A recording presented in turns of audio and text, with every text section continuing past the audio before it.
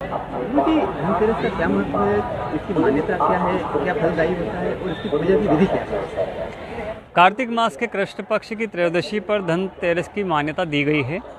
ऐसा कहा जाता है कि व्यावहारिक दृष्टिकोण से, परंपरागत दृष्टिकोण से और वैदिक दृष्टिकोण से इसकी अलग अलग प्रकार से विधियाँ प्रचलित होती हैं। हम ये कह सकते हैं कि धनतेरस में यदि हम वेद की बात करें तो वेद ये कहते हैं कि जो शरीर है, जो स्वास्थ्य है, वही धन है। और कार्तिक की कृष्ण पक्ष की जो त्रयोदशी है, यह स्वास्थ्य को साधने का एक विशेष आयाम प्रदान करती है। व्यावहारिक दृष्टिकोण से हम बात करें कि धनतेरस क्या मायने, धनतेरस के उसका फ़र्क क्या पड़ता है, क्या परंपरा रहती है, क्या विधि होती है। तो व्यावहारिक दृष्टिकोण से लोक परंपरा में धनतेरस पर खरीदारी का एक मुहूर्त बताया जाता है। यहाँ पर बही खाता, जिसमें व्यापार व्यवसाय की आय व्यय की पत्रक की स्थिति बनती है, उसका क्रय किया जाता है। साथ ही स्वर्ण, रजत, ताम्र आदि धातुओं का संग्रहण या इनसे बनी मूर्तियाँ या रत्न या आभूषण या नए जो सेगमेंट होते हैं उनके वेरिएंट लिए जा सकते हैं। साथ ही नए निवेश की क्रिया विधि भी आप तय कर सकते हैं। धनतेरस पे मुख्यतः कुबेर की पूजन की मान्यता है। कुबेर देवता अर्थात धन को देने वाले देवता बताए जाते हैं। कुबेर देवता के नाम से कुबेर यंत्र का एक क्रम होता है, जिसमें तांबे के यंत्र आते हैं, जिसमें चांदी के यंत्र आते हैं। वो कहीं कहीं भोजपत्र पर निर्मित भी कुबेर यंत्र की स्थिति बताई जाती है। कुबेर की सिद्धि के लिए गोधूली बेला अर्थात धनतेरस शुक्रवार को 10 नवंबर को गोधूली बेला शाम को 5:50 का जो समय होता है, उस समय पर कुबेर का पूजन करें।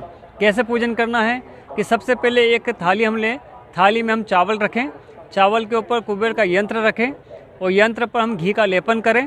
घी के लेपन के बाद हम दुग्ध की धारा अर्पित करें और अर्पित करने के बाद में यदि पंचोपचार पूजन की विधि आप जानते हैं तो पंचोपचार की विधि करें या षोडशोपचार की विधि करें। अग्नि उत्तारण करें, उसकी प्राण प्रतिष्ठा करें। प्राण प्रतिष्ठा करने के बाद अभिषेक करें। अभिषेक माता लक्ष्मी के क्रम से भी किया जा सकता है, क्योंकि कुबेर को माता लक्ष्मी का मानस पुत्र कहा गया है। इस दृष्टि से एक मंत्र और बताया गया है, ओम श्रीम ओम ह्रीम श्रीम ह्रीम क्लीम श्रीम क्लीम वित्तेश्वराय नमः। मैं पुनः रिपीट करता हूँ, ओम श्रीम ओम ह्रीम श्रीम ह्रीम क्लीम श्रीम क्लीम वित्तेश्वराय नमः। इस मंत्र के 108 बार जप करके कुबेर यंत्र पर पंचामृत से अभिषेक पूजन कर सकते हैं। यदि पंचोपचार की विधि नहीं आती तो यह प्रक्रिया की जा सकती है। पंडित जी का सानिध्य प्राप्त होता तो सर्वश्रेष्ठ, अगर नहीं हो पाता है तो भी इस विधि का उपयोग किया जा सकता है। ऐसी मान्यता भी है कि कुबेर को प्रसन्न करने के लिए इस मंत्र के अलावा कुबेर स्तोत्र का पाठ होता है, उस पाठ के माध्यम से भी कुबेर की कृपा प्राप्त की जा सकती है। ऐसा कहा गया है कि जब विधिवत यंत्र की स्थापना, प्रतिष्ठा, प्राण प्रतिष्ठा, पूजन हो जाती है तो उनको पीले वस्त्र पर चांदी के यंत्र या तांबे के यंत्र को एक चावल के अष्टदल पर स्थापित करना चाहिए और पंचोपचार पूजन में कुमकुम, हल्दी, अबीर, गुलाल आदि को उन पर गेरना चाहिए।